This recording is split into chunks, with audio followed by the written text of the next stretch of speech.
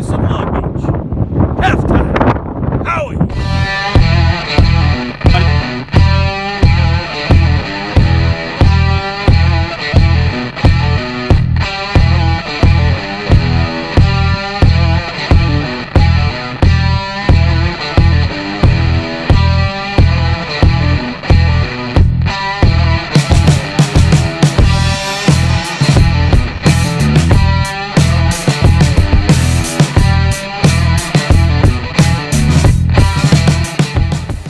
Welcome everyone to another edition of Broadcasting on the Beach with Halftime Howie, and very exciting show as usual with my co-producer Rocco Pasafumi and our aviation expert Rich Kaplan. But first we're going to start with something quite controversial that hit the news this week, and we're actually going to make it a two-part series because we have a transgendered male on our staff.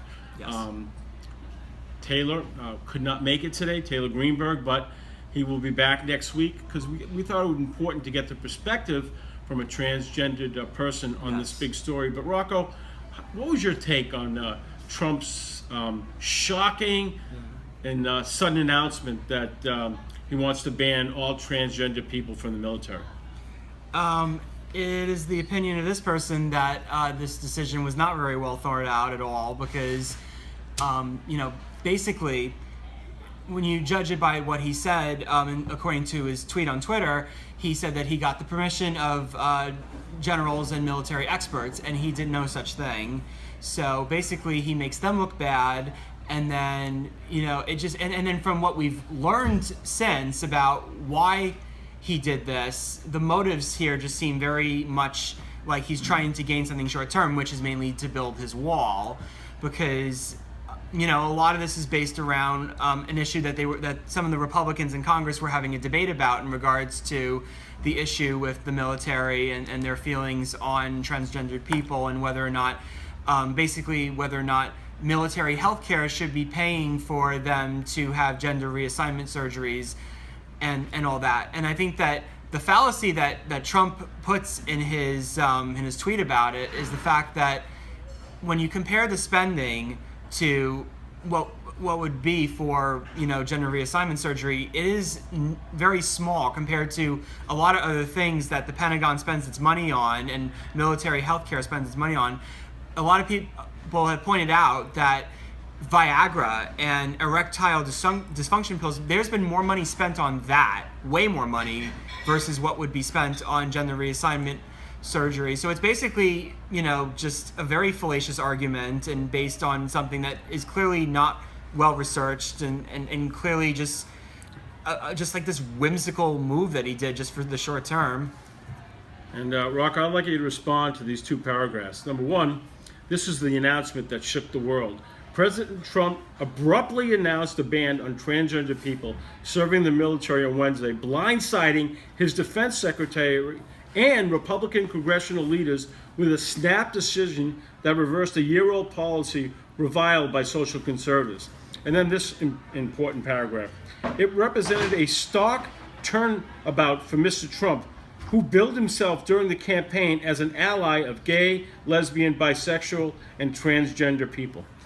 I think it's just convincing more and more people that you can't believe anything this guy says, really. The fact that he would be saying this, when he did the Republican National Convention and he made his promise that he would be helpful to LGBT people, which personally I never bought. I don't think most people in the community bought that at all. And I think this is just proof that you really can't take him at his word about a lot of what he says. And in terms of how he overrode a lot of people, not only in the Congress, but in his own administration, including Secretary of Defense Mattis, it just shows that this president really does not respect how government works and how the system works. You're not there unilaterally. You have people that you answer to, both in your own administration and to the Congress. We have three branches of government, and the president needs to respect his place in all that. So it just clearly that this president is very out of control, and especially, I mean, when you have the condemnation from the Republicans in Congress has been incredible.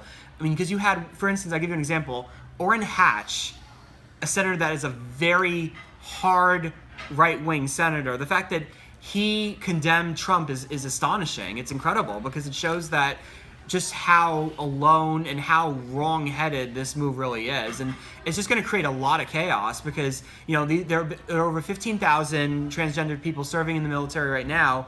What's going to happen to these people? Many of these people have, done very well. And we already don't have a lot of people serving in the military as it is. We only have a half of a percentage of Americans serving in the military.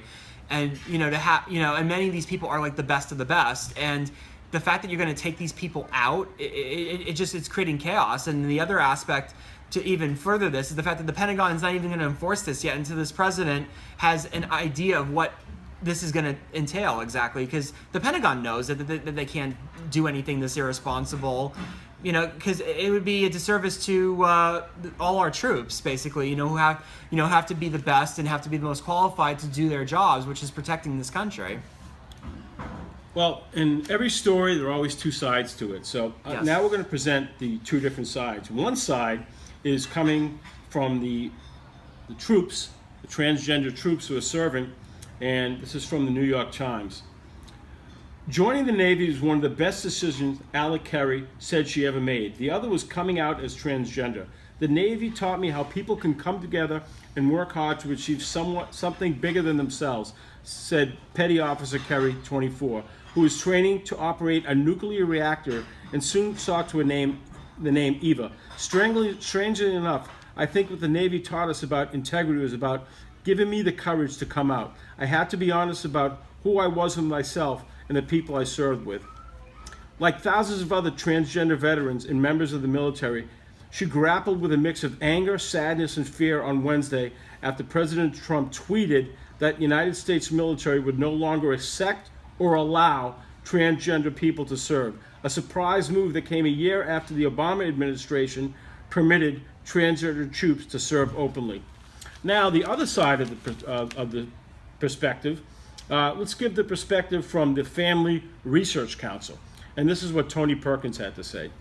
Tony Perkins, a Marine veteran who is now president of the Family Research Council, a conservative advocacy group, issued a statement praising Mr. Trump for keeping his promise to return to military priorities and not continue the social experimentation of the Obama era that has crippled our nation's military.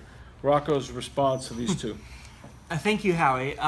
As far as the Family Research Council's position on this is where they're getting their information from. That's what you have to ask yourselves when you hear a lot of these groups that are supporting President Trump, is the fact that a lot of where are they getting their information from? Where is the scientific data that backs up these what look like largely a lot of opinions, and opinions that might be fairly outdated, because when you look at how the transgendered people were implemented into the military through Obama, it was a lot of research done. It was, this was something that was very carefully done. The president, our predecessor, had always came to every decision that he did, with, going to people and really working with people to make sure that it was the best possible decision.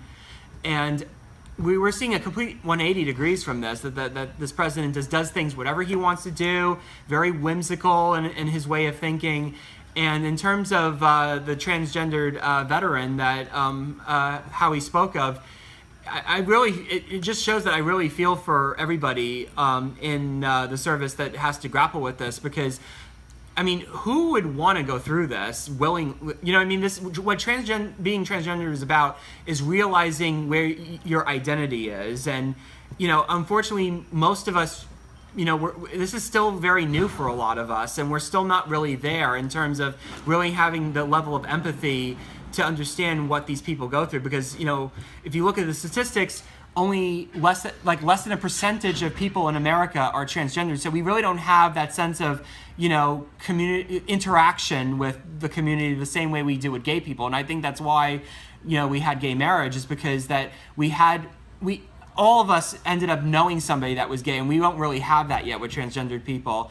And I feel, I think it's just there's still a lot of, people who are believing things that may not really be based on, scientific fact or research or what have you. And I think that's it's really disservice to people, because these are people that just want to live their lives. And I think by doing this, we end up making lives harder for a lot of people. Excellent job, Rocco. Thank you. And folks, this is just part one of the story. Next week, Taylor Greenberg will join us, who's a young transgendered man, and we want to get Taylor's perspective coming from the transgender community. And folks, if anyone out there would like to participate in this discussion, feel free to join us. We're going to be right here next Sunday at 7 p.m. at Pancho's Cantina, 4245 Austin Boulevard in Island Park. We welcome all different viewpoints, like we tried to give on the story today. We presented both viewpoints. So if you have feelings on this issue, feel free to join us and state your opinions and be part of the panel discussion that will take place as we go into part two on this very controversial issue, the Trump military ban. So great job, Rocco, and we'll expand next week, and we welcome all of our Facebook friends or any of our Facebook friends to join us here at Pancho's next week to get your perspective on the issue. Thank you.